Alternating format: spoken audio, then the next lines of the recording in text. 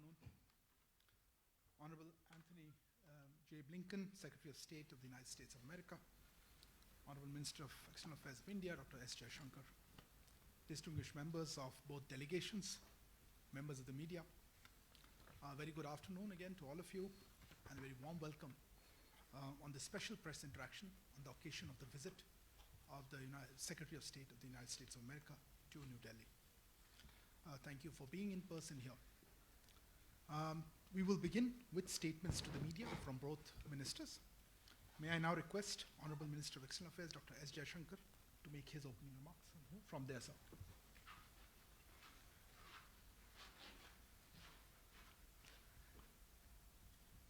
Friends of the media, Secretary Blinken and I just concluded our discussions, and we welcome the opportunity to brief all of you. Let me say right at the start that it's a real pleasure to welcome you back here, Secretary, back to Delhi. Our meeting takes place at an important juncture when key global and regional challenges need to be effectively addressed. That our bilateral partnership has advanced to a level that it enables us to deal collaboratively with larger issues is a matter of particular satisfaction. Now, you're all aware of the extent of transformation of our relationship in recent years. Prime Minister Modi and President Biden have spoken numerous times and participated in summits of the Quad, G7, and climate leaders this year. And Secretary Blinken and I, the two of us, we are actually meeting, I think, for the fourth time this year. As foreign ministers, it is our responsibility to regularly review cooperation in different domains and keep our leaders apprised of the progress in our ties, and that is exactly what we have done today. Now, whether it is in responding to the COVID challenge, cooperating on defense and security, encouraging trade and investment, addressing climate change, or expanding education and innovation, I can say truly that there is much that has happened in 2021. The COVID issue was naturally a particular priority. So let me first acknowledge the responsiveness of the Biden administration to keeping the raw material supply chain open for vaccine production in India. And then say a big thanks for the support we received during the COVID second wave from the United States, a support that I would say was truly exceptional. We focus today on expanding vaccine production to make it globally affordable and accessible. We also discussed travel challenges resulting from COVID. The US has been very forthcoming on students. I really appreciate all the trouble that the State Department and the Embassy has gone to in that regard. And I very much hope we'll take a sympathetic view of other travelers in the days to come.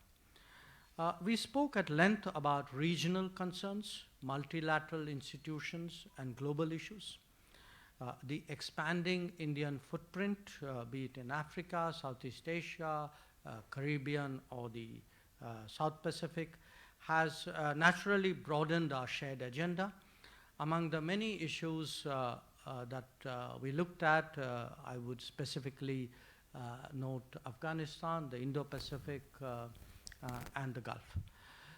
Regarding Afghanistan, it is essential that peace negotiations are taken seriously by all parties. The world wishes to see an independent, sovereign, democratic, and stable Afghanistan at peace with itself and with its neighbors. But its independence and sovereignty will only be ensured if it is free from malign influences. Similarly, unilateral imposition of will by any party will obviously not be democratic and can never lead to stability. Nor indeed can such efforts ever acquire legitimacy. The gains to Afghan civil society, especially on the rights of women, minorities, and on social freedoms, over the last 2 decades are self-evident. We must collectively work to preserve them. Afghanistan must neither be home to terrorism nor a source of refugees. On the other side of India, the Indo-Pacific presents a different set of challenges to stability, growth, and prosperity. Under the aegis of the Quad framework, we are engaged on maritime security, HADR, counter-terrorism, connectivity and infrastructure, cyber and digital concerns, COVID-19 response, climate action, education, and resilient and reliable supply chains. The Secretary and I discussed not only opportunities for further collaboration on all these issues, but also the importance of observing international law, rules, and norms, including UNCLOS. Our ability to work more closely, bilaterally, in the Quad and elsewhere, benefits the international community as a whole. Developments in India's extended neighborhood are also naturally of great consequence to us. Stability in the Gulf, where our political, economic, and community interests are so visible, was a shared concern. On Myanmar, I conveyed our commitment to its democratic transition as well as our support for ASEAN initiatives. India and the United States are currently both members of the UN Security Council. Some of the agenda before the UNSC was also covered in our discussions, as also our approach to reform multilateralism. Countering terrorism has been the common endeavor for us in the UN framework, bilaterally, and in other bodies. We are convinced that the world will never accept cross-border terrorism. As regards climate change, the Agenda 2030 partnership that Prime Minister Modi and President Biden launched in April strengthens our commitment to meet Paris goals. Taking forward its clean energy and finance mobilization tracks is therefore vital. Given the comprehensive and global nature of our strategic partnership, it is to be expected that our two countries would engage on major contemporary issues.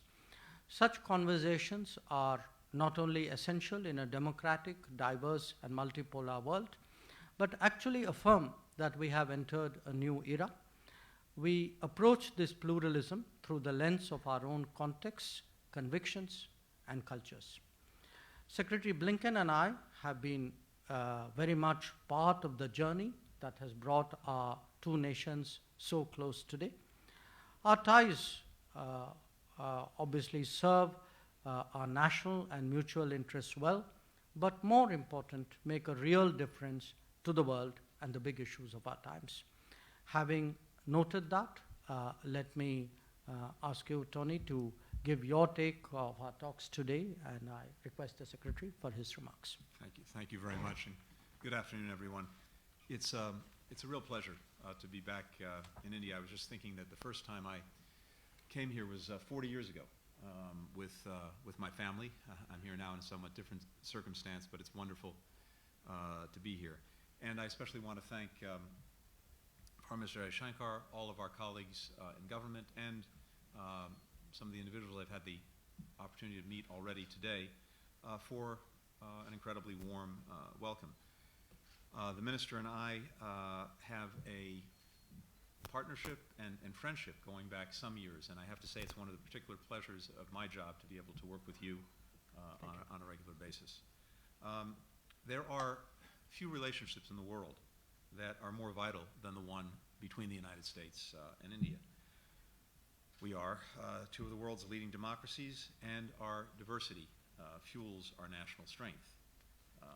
We are two of the world's largest economies, powered by the innovative spirit of our people. At a time of rising temperatures and sea levels, we, two of the world's largest carbon emitters, are on the front lines of the climate crisis and the leading edge of a new green economy. Our countries know firsthand the lethal consequences of climate change. And the Indian and American people are united by millions of family ties stretching back generations and by shared values and shared aspirations.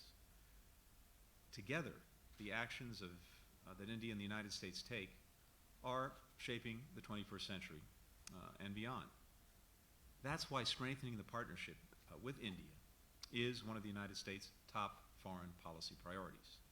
That's been the case for the past several presidential administrations, Democrat and Republican alike. And President Biden feels a deep personal commitment to making our friendship with India as strong and as effective as it can be. We believe this partnership will be critical for delivering stability and prosperity in the Indo-Pacific region and beyond, and for showing the world how democracies can deliver for their people. And we believe that there's a good deal that we can accomplish together on so many fronts, including in the near term. As the minister said, we discussed a number of critical issues today. COVID-19 being at the top of the agenda. It's hit both of our countries very, very hard. We remember with gratitude, and we will not soon forget the aid and assistance that India provided to us in the early days of COVID-19 when our hospitals were overwhelmed early in the pandemic. And I'm proud that we could help return the gesture of friendship. Over the past few months, the United States government has contributed more than $200 million to India for COVID-19 relief. And there's been a huge outpouring from individual Americans, from the private sector, in support as well. Today, I'm pleased to announce that the United States government will send an additional $25 million to support vaccination efforts across India. This funding will contribute, I think, to saving lives by strengthening vaccine supply chain logistics, addressing misinformation and vaccine hesitancy, and helping to train more healthcare workers. We're determined to end this pandemic, and India and the United States will work together to do it, including through the Quad vaccine partnership, which will bring safe and effective vaccines to others across the region. And I believe, too, that as we move forward, India and the United States together around the world will be leaders in bringing this pandemic to an end, and I hope setting up an even stronger global health security system going forward, so that we're in a better position should the next pandemic come around. We also have to address the very painful secondary consequences of the pandemic. To fuel our economic recovery, India and the United States must continue to grow our trade relationship, and beyond that, we have to keep working through the barriers that stand in the way of greater bilateral investment and deeper commercial ties. That's something we talked about today as well. If we create the right conditions for more trade and investment and innovation, there really is no limit to what our private sectors can achieve together. The minister and I also discussed strengthening our regional cooperation, both bilaterally and through the Quad with Japan and Australia, as well as other multilateral partnerships. So much of the future of the 21st century will be written in this part of the world. We share a vision, India and the United States, of a free, open, secure, and prosperous Indo-Pacific. We'll work together to make that vision a reality. And we'll continue to advance peace, security, and development worldwide, and to work in international organizations to strengthen a rules-based international order.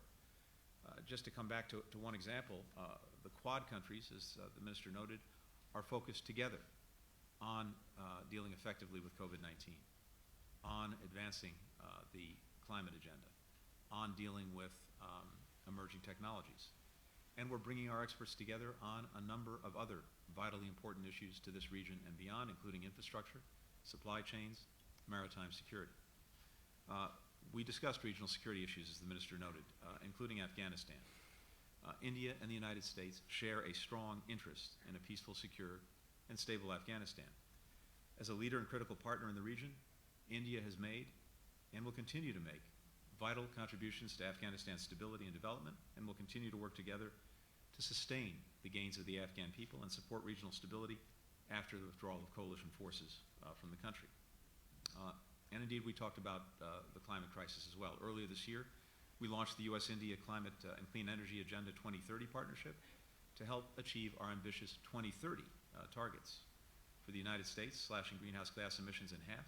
For India, installing 450 gigawatts of renewable energy capacity, among other targets.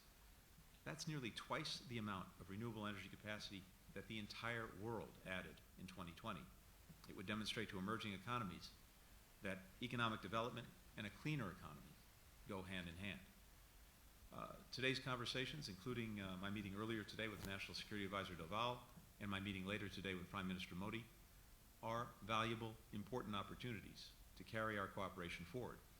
Defense Secretary Austin and I are looking forward to hosting Minister Jaishankar and Defense Minister Singh later this year in Washington for the annual 2+2 dialogue. That's a critical forum for our two countries to deepen our strategic and security partnership. Finally, our bilateral relationship is strengthened by our shared values. As two of the world's leading democracies, we take seriously our responsibility to deliver freedom, equality, and opportunity to all of our people. And we know that we must constantly do more on these fronts. Neither of us has achieved the ideals that we set for ourselves. Part of the promise of democracy is the constant striving for better. As America's founders put it, to form a more perfect union, to always seek to strengthen our democratic institutions, expand access to justice and opportunity, stand up forcefully for fundamental freedoms.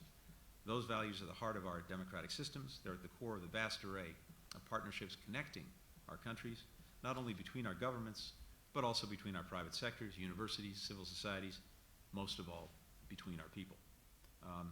One last thing.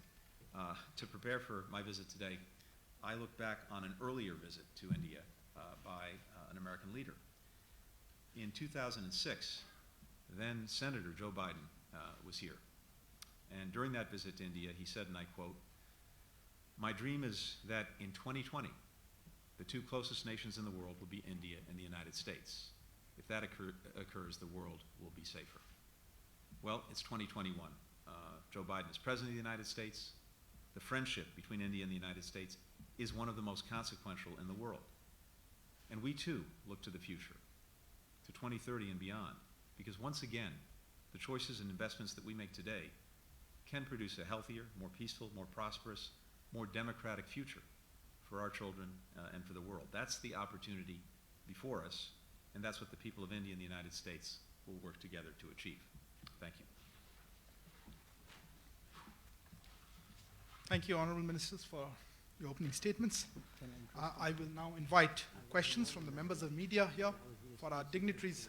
Given the time constraints, we will take 2 questions from the Indian media, and then I'll hand over to the spokesperson of the State Department, Mr. Ned Price, who's here with us, for the 2 questions from the US side. Let me begin with Parikshit Luthra from CNBC, please. Minister Jaishankar and Secretary Blinken, I believe both sides had detailed discussions on the situation in Afghanistan.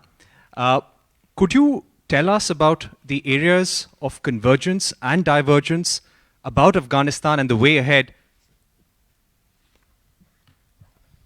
Okay. I would say, rather than look at what is the convergence and what is the divergence, if the Secretary doesn't contradict me, I would say there was much more convergence, and there would be some issues on where we are coming from different places with different, interests and backgrounds. I think on the whole, it would be fair to say we agreed that, what I emphasized in my remarks, that peace negotiations should be taken seriously. It is the only way to create a lasting solution, and that the diversity of Afghanistan must be taken into account in finding that lasting solution, and that as the United States, of course, has a very unique involvement in Afghanistan, but as an immediate neighbor with a historical connection, we do feel that the way we are looking at it, the way we see the challenges ahead, what needs to be done, I would say our views were quite similar. I think that would be a fair description. I will certainly not contradict my friend for the most important reason that what he says is exactly right. I think we largely see Afghanistan the same way. We're both committed to the proposition that there is no military solution to the conflict that afflicts Afghanistan. There has to be a peaceful resolution, which requires the Taliban and the Afghan government to come to the table. And we both agree, I think strongly, that any future government in Afghanistan has to be inclusive and fully representative of the Afghan people. But ultimately, this has to be an Afghan-led and Afghan-owned peace process that we will all support.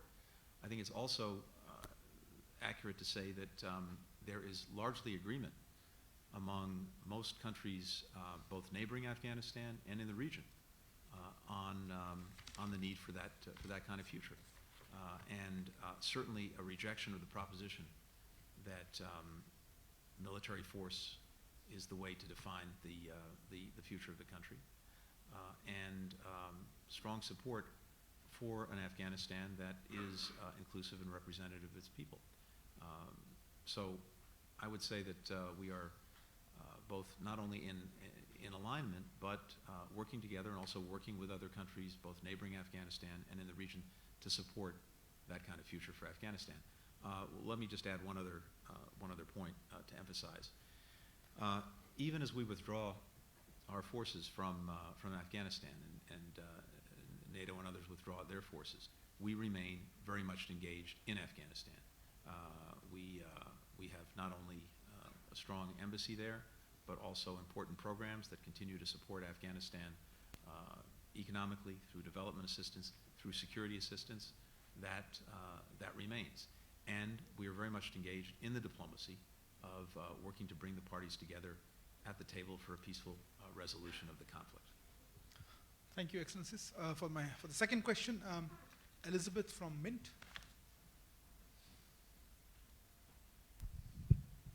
My question is to both Minister Jaishankar and Secretary Blinken. From your remarks, it seems there's been quite a bit of discussion on the Indo-Pacific and the Quad. Now, China doesn't lose any opportunity to criticize both these concepts. How would you answer Chinese criticism on the Indo-Pacific and the Quad? Because they've described it as a nation, NATO, clique of countries, etc. How would you answer this? I'm happy to start. Okay. And I won't contradict you. What the Quad is actually quite simple, but as important as it is simple. Four like-minded countries: India, the United States, Japan, Australia, coming together to work collectively on some of the most important issues of our time that are going to have a real impact on the lives of our people, and to do it in a way that hopefully ensures a free and open Indo-Pacific region and peace, security, and prosperity for the people of that region. So what we're doing together is coordinating, pooling our resources, pooling our thinking, and actively collaborating on a whole variety of issues that have an impact on the lives of our people, on COVID-19 and the vaccine initiative that we took with the first leaders meeting that took place just a few months ago, working on post-pandemic economic recovery together, working on the climate crisis, as well as a whole series of issues, everything from maritime security to infrastructure, that again are going to have a meaningful impact on the lives of our people. What the Quad is not is a military alliance. It is not that. Its purpose is, again, just to advance cooperation on regional challenges while reinforcing international rules and values that we believe together underpin peace, prosperity, and stability in the region. And of course, we're doing that as well in cooperation with other countries, with ASEAN, and other like-minded partners. Thank you. I'll now hand over. Let me just add a few words before you hand over. Look, I would, to what Secretary Blinken said, I would first of all emphasize, I'm giving you an Indian perspective here. In a globalized world today, India has interests far beyond its immediate borders. Okay. Certainly we have interests in the Indian Ocean, in the Pacific Ocean, in the Indo-Pacific. Our major trade partners are there, our major trade routes are there, our political partners are there. We have big community interests. I mean, any parameter you use, it's very visible that India has interest in the Indo-Pacific. The second is that in this more complicated world with a lot of new challenges, when we talk about rebalancing, what it really means is different countries whose capabilities have grown or have changed, and who are enlightened enough to work with each other, obviously would like to do so. Now, for groups of countries to work together is not strange. This is the history of international relations. Groups of countries work together. We're in the same region. I mean, you have regional cooperation, or they sometimes work together even if they can find, intersections of interest. I mean, the BRICS is one such example. So I think people need to get over the idea that somehow other countries doing things is directed against them. I think countries do things what are in their interest for their good and for the good of the world, and that is exactly what is the case with the Quad. Thank you, sir. Mr. Price, the floor is yours.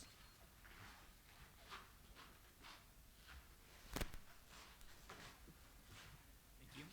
Our first question will go to Connor Finnegan of ABC News.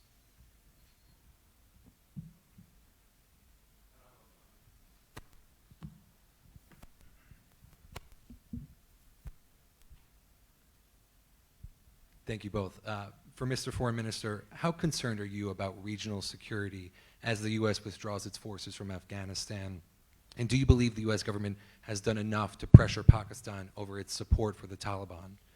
And for Mr. Secretary, General Mark Milley said last week that the Taliban have the momentum. Ambassador Ross Wilson has said there are credible reports that the group is committing atrocities, and the U.S. recently had to conduct more airstrikes to slow their advances. Are things in Afghanistan headed in the wrong direction? Thank you. Well, look, it is natural, I would say inevitable, that if the United States, which for the last 20 years had a robust military presence in Afghanistan, withdraws that presence, that there will be consequences. Now, the issue is not whether that's good or bad. What is done is done. It is a policy taken, and I think in diplomacy you deal with what you have. And a lot of our conversations today and conversations I've had with many of Afghanistan's neighbors address exactly that situation. And now, in terms of what we think about the situation, I think with the previous question, both Secretary and I made it very clear. We don't think outcomes should be decided by force on the battlefield. We think the peace negotiations should be a negotiation and should lead to peace. It should see cessation of violence. There should be a political settlement. So that is where we are looking at, and I think there is a broad consensus, deep consensus. Most of the neighbors of Afghanistan agree with that. Now, I grant you, not everybody who agrees does what they say they would do. I noted the exception which you have pointed out to. But I think that is a reality which is not new. That is the reality over the last 20 years. And Connor, to your question, let me say a few things. Yes, certainly what we're seeing on the ground in the last week is the Taliban making advances on district centers, challenging some provincial capitals. We've also seen these reports of atrocities committed by the Taliban in areas that it's taken over that are deeply troubling, and certainly do not speak well to the Taliban's intentions for the country as a whole. Having said that, a few things. First, as I noted, we remain very much engaged in Afghanistan in support of the government through the various forms of assistance we're providing, including to the security forces, as well as the diplomacy that we're engaged in to try to bring the parties together in a meaningful way to resolve the conflict peacefully. And ultimately, an Afghanistan that does not respect the rights of its people, an Afghanistan that commits atrocities against its own people, would become a pariah state. The Taliban says that it seeks international recognition, that it wants international support for Afghanistan. Presumably it wants its leaders to be able to travel freely in the world, sanctions lifted, etc. Well, the taking over the country by force and abusing the rights of its people is not the path to achieve those objectives. There's only one path, and that's at the negotiating table to resolve the conflict peacefully and to have an Afghanistan emerge that is governed in a genuinely inclusive way and that's representative of all its people. Our final question will go to Courtney McBride of the Wall Street Journal.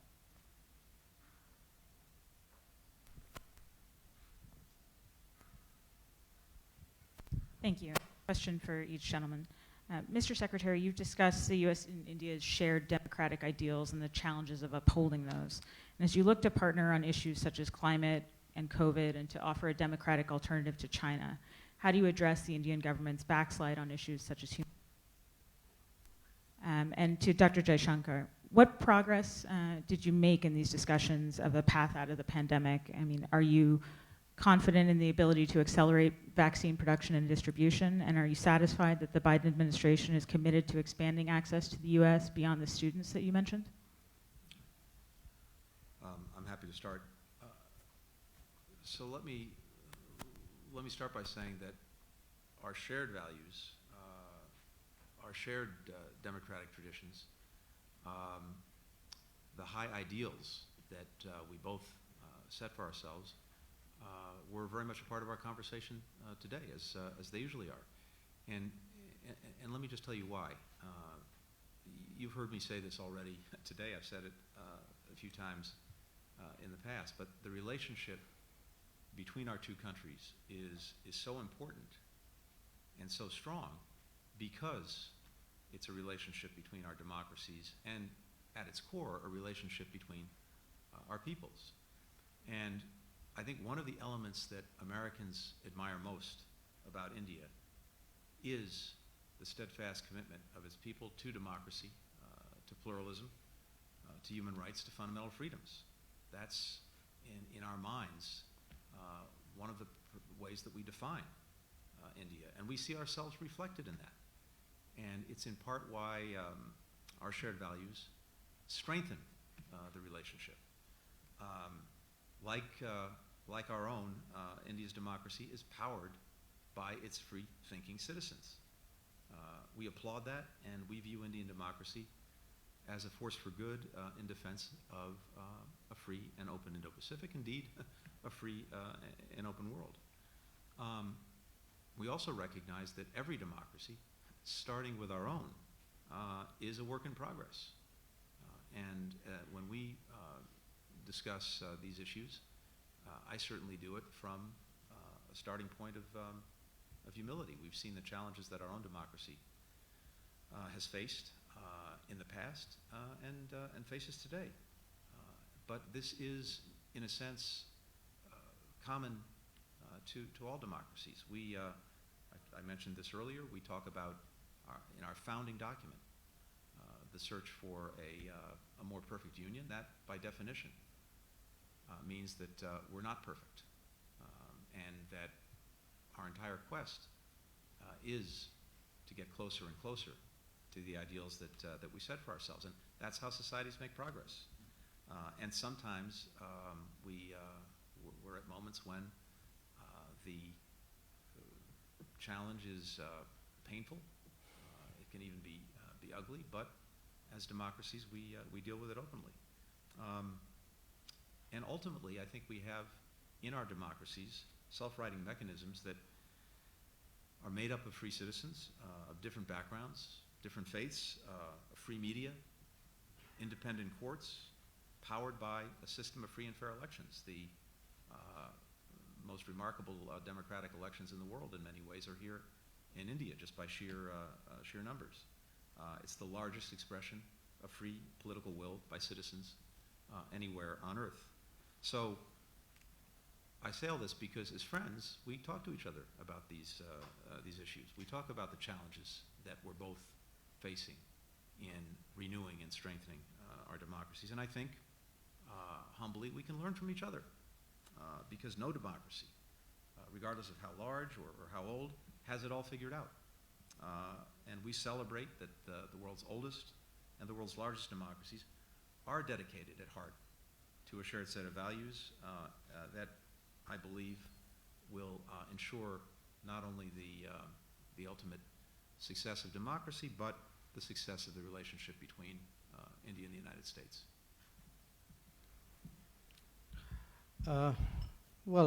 Before I answer the question you directed at me, let me just add a few words to what the Secretary said. We had a good conversation on a number of issues. And on this broad issue, I think I would sum it up from my perspective. I made 3 important points. One, that the quest for a more perfect union applies as much to the Indian democracy as it does to the American one, indeed to all democracies. Number 2, it is the moral obligation of all, all polities to really right wrongs when they have been done, including historically. And many of the, decisions and policies you've seen in last few years fall in that category. And third, that freedoms are important, we all value them, but never equate freedom with non-governance or lack of governance or poor governance. They are 2 completely different things. So we had a good conversation. I'm sure we will continue that conversation. Regarding the vaccine issue, yes, we had a I think very much a meeting of minds on that. We were very appreciative of the support, I would say really the openness with which the Biden administration has kept the supply chains open, which has enabled us today to really scale up the vaccine numbers. But this is also work in progress. So there will, given the nature of the industry, the nature of the changes in vaccinations which are coming into stream, we will have to keep working at it. But overall, yes, we were very satisfied, very appreciative. It is an area where we have worked together. We will continue to work together, and I would actually thank the Secretary personally for his efforts in this regard. Thank you. Thank you very much. Thank you. That brings us to the end of this media interaction. Thank you for all you for your presence. Please remain seated as the delegation members leave.